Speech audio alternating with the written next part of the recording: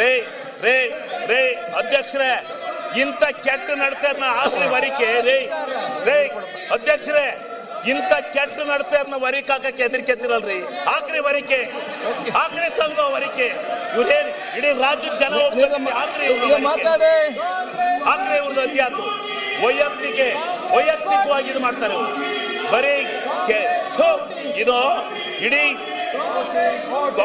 80 ವರ್ಷದ ರಾಜಕಾರಣದ ಇತಿಹಾಸದಲ್ಲಿ ಇಂಥ ಕೆಟ್ಟ ನಡತೆಯನ್ನ ನಡೆಸಿರಲಿಲ್ಲ. ಇಂಥ ಕೆಟ್ಟ ನಡತೆ ನಡೆದಿರಲಿಲ್ಲ. ಮಾಡಲು ಧರಣಿನ ನಾವು ಮಾಡಿದ್ದು, ಧರಣಿನ ಅಗೋರಾತ್ರ ಮನಗಿದ್ದು.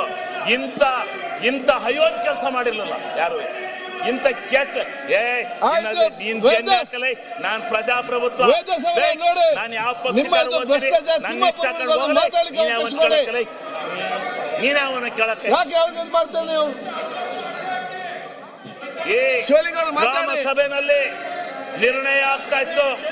ಗ್ರಾಮ ಸಭೆಯಲ್ಲಿ ನಿರ್ಣಯ ಆಗ್ತಾ ಇತ್ತು. ಗ್ರಾಮ ಸಭೆಯಲ್ಲಿ ನಿರ್ಣಯ ಆಗ್ತಾ ಇತ್ತು. ಗ್ರಾಮ ಸಭೆಯಲ್ಲಿ ಏನು ಆ ಗ್ರಾಮದ ಆಡಳಿತ, ಆ ಗ್ರಾಮದ ಅಭಿವೃದ್ಧಿ ಕೆಲಸಗಳು ಅವನ್ನ ನಿರ್ಣಯ ಮಾಡ್ತಕ್ಕಂತ ಒಂದು ಕಾನೂನನ್ನ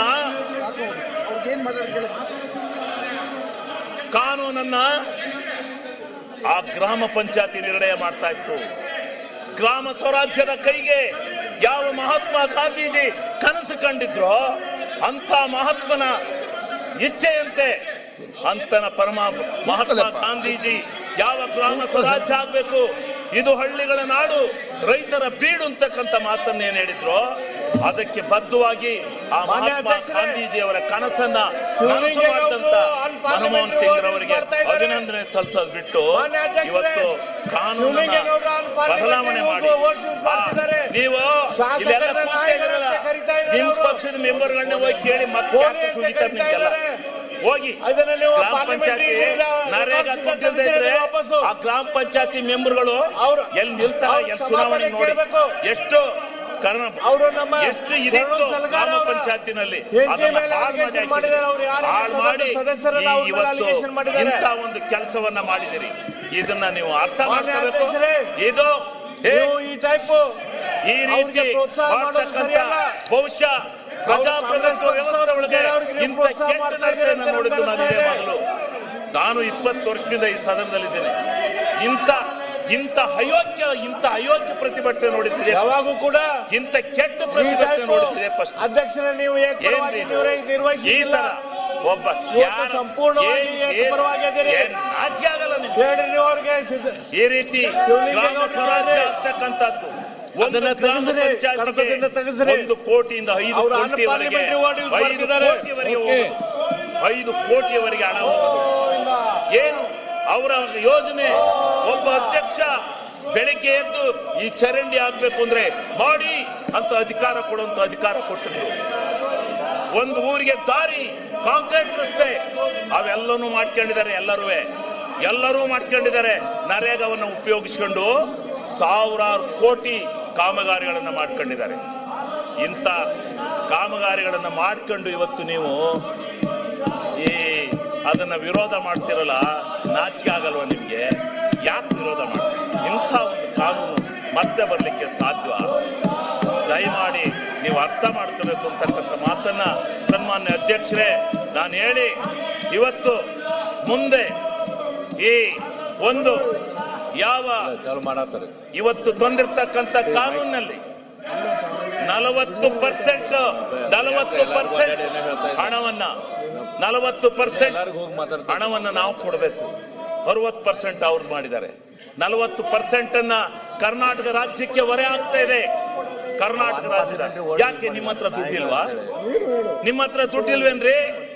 ಯಾಕ್ರಿ ರಾಜ್ಯದಲ್ಲಿ sponsor schemes, central sponsor scheme ಒಂದಾರ ಸಕ್ಸಸ್ ಮಾಡಿದಿರೇನ್ರಿ? ಒಂದಾರ ಮಾಡಿದಿರಿ? ಎಲ್ಲ ಕರ್ನಾಟಕ ರಾಜ್ಯದಿಂದ ಕೆಲಸ ಮಾಡಿಸ್ತೀರಿ, 50-50 ಶೇರಿಂಗ್ ಅಂತ ದುಡ್ಡೇ ಕೊಡೋದಿಲ್ಲ. ಇವತ್ತು ಎಷ್ಟು ಸಾವಿರ ಕೋಟಿ ಹಣವನ್ನ ನಿಮಗೆ ರಾಜ್ಯ ಸರ್ಕಾರ ಕೊಡಬೇಕು. ನೀವು ಯಾಕೆ ಭಿನ್ನಾಭಿಪ್ರಾಯ ಮಾಡ್ತೀರಿ? ಆದ್ರಿಂದ ಈ 40-60 ಅನುಪಾತ ಏನಿದೆ ಯಾತಕ್ ಬೇಕು? ಆಮೇಲೆ ಡೆಲ್ಲಿಯಿಂದ ಕಳಿಸ್ತಾರಂತೆ ಗ್ರಾಮ ಪಂಚಾಯತಿ ಹೆಂಗ್ ನಡಿಬೇಕು ಅಂತ ಯೋಜನೆಗಳನ್ನ. ನಾಚಿಕೆ ಆಗಲ್ಲ ನಿಮ್ಗೆ? ಹಳ್ಳಿಯಿಂದ ಡೆಲ್ಲಿಗೆ ಹೋಗ್ಬೇಕು, ಡೆಲ್ಲಿಯಿಂದ ಅಲ್ಲ ಬರೋದು ಕಾನೂನು ಯೋಜನೆಗಳು. ಹಳ್ಳಿಯಿಂದ ಯೋಜನೆಗಳು ಡೆಲ್ಲಿಗೆ ಹೋಗ್ಬೇಕು, ಡೆಲ್ಲಿಯಿಂದ ಅಲ್ಲ ಯೋಜನೆಗಳು ಬರೋದು. ನಾಚಿಕೆ ಆಗ್ಬೇಕು. ಡೆಲ್ಲಿಯಿಂದ ಅಲ್ಲ ರೀ ಯೋಜನೆಗಳು ಬರೋದು, ಆ ಗ್ರಾಮದಲ್ಲಿ ಏನು ಅವಶ್ಯಕತೆ ಇದೆ ಅಂತಕ್ಕಂಥದ್ದನ್ನು ಇದು ಮಾಡಬೇಕು.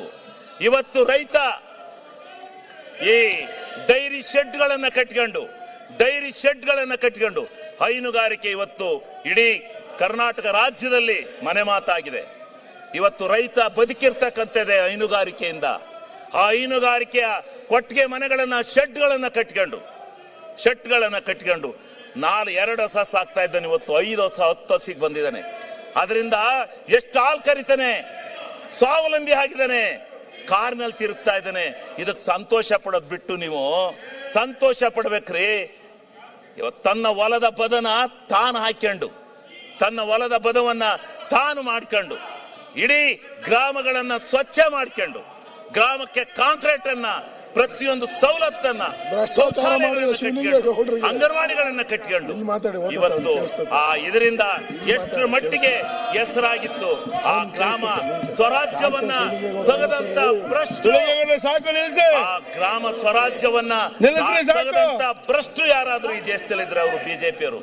ಇವತ್ತು ನಾನು ಹೇಳ್ತೇನೆ, ಆ ಶಾಪ ಹಳ್ಳಿ ಗ್ರಾಮದ, ಆ ಗ್ರಾಮಸ್ಥರ ಶಾಪ, ಹಳ್ಳಿ ನಾಡಿನ ಶಾಪ ನಿಮಗೆ ತಟ್ಟುತ್ತೆ. ಒಂದು ದಿವಸ ತಟ್ಟುತ್ತೆ ನಿಮಗೆ. ಇದನ್ನ ಯಾವ ದೃಷ್ಟಿನಲ್ಲಿ ಹಾಳು ಮಾಡಿದಿರೋ, ಈ ದೇಶವನ್ನ ಹಾಳು ಮಾಡಕ್ ಹೊಂಟಿದಿರೋ, ಗ್ರಾಮ ಸ್ವರಾಜ್ಯವನ್ನ ಮಹಾತ್ಮ ಗಾಂಧೀಜಿ ಹೇಳ್ತಾ ಇದ್ರು. ದಕ್ಷಿಣ ಆಫ್ರಿಕಾದಲ್ಲಿ ಹೇಳಿದ್ರು, ನನ್ನ ನಾಡು ಹಳ್ಳಿಯ ನಾಡು, ನನ್ನ ನಾಡು ರೈತರ ಬೀಡು, ಆ ಬೀಡು ಹಳ್ಳಿಯ ನಾಡು ಸ್ವರಾಜ್ಯ ಆಗ್ಬೇಕು, ಅದಕ್ಕೋಸ್ಕರ ನನ್ನ ತ್ಯಾಗ ಅಂತ ಹೇಳಿದ್ರು. ಓದಲ್ಲೆಲ್ಲ ಹೇಳ್ತಾ ಇದ್ರು. ಆ ನಾಡಿನ ಸ್ವರಾಜ್ಯವನ್ನ ಮಾಡ್ಲಿಕ್ಕೋಸ್ಕರ ಇಂಥ ಒಂದು ಕಾನೂನನ್ನ ತಂದ್ರೆ ನಿಮ್ಮ ಯೋಗ್ಯತೆಗೆ ನೀವು ಇದನ್ನ ಬದಲಾವಣೆ ಮಾಡಿ ಮತ್ತೆ ಅದನ್ನ ಪ್ರತಿಭಟನೆ ಮಾಡ್ಕೊಳಕ್ ಬಂದಿದ್ದೀರಾ. ನೀವು ಇಲ್ಲಿ ನಾಚಿಕೆ ಆಗ್ಬೇಕಲ್ವ ನಿಮ್ಗೆ?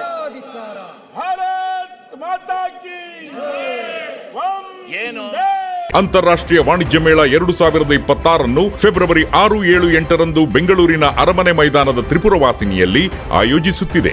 ಇದು ಕರ್ನಾಟಕ ಕೃಷಿ ಇಲಾಖೆ ಪ್ರಕಟಣೆ. ನೀವು ಸಣ್ಣ ಆಗ್ಬೇಕಲ್ವಾ? ಅದು ಒಂದು ಉತ್ತಮ ಆಹಾರದಿಂದ ಸಣ್ಣ ಆಗ್ಬೇಕಲ್ವಾ? ಪ್ರತಿದಿನ ನಮ್ಮ ಜೀನಿ ಸ್ಲಿಮ್ ನ ಯೂಸ್ ಮಾಡಿ ಯಾವುದೇ ಸೈಡ್ ಎಫೆಕ್ಟ್ ಇಲ್ದಂಗೆ ನೀವು ಸಣ್ಣ ಆಗ್ತೀರಾ. ಯಾರಾಗ್ತಾರೆ ಎಂಎಲ್ಎ ಅಭ್ಯರ್ಥಿ 2028 ಶೀಘ್ರದಲ್ಲೇ. ಪ್ರತಿದಿನ ಒಂದೊಂದು ಕ್ಷೇತ್ರದ ಟಿಕೆಟ್ ಆಕಾಂಕ್ಷಿಗಳ ಸಂಪೂರ್ಣ ಮಾಹಿತಿ ಪೊಲಿಟಿಕಲ್ ಜರ್ನಲಿಸ್ಟ್ KM ಶಿವಕುಮಾರ್ ಅವರಿಂದ. ಕರ್ನಾಟಕದ ನಂಬರ್ 1 ಡಿಜಿಟಲ್ ಮೀಡಿಯಾ ನಿಮ್ಮ ನೆಚ್ಚಿನ ಕರ್ನಾಟಕ ಟಿವಿಯಲ್ಲಿ ಮಾತ್ರ.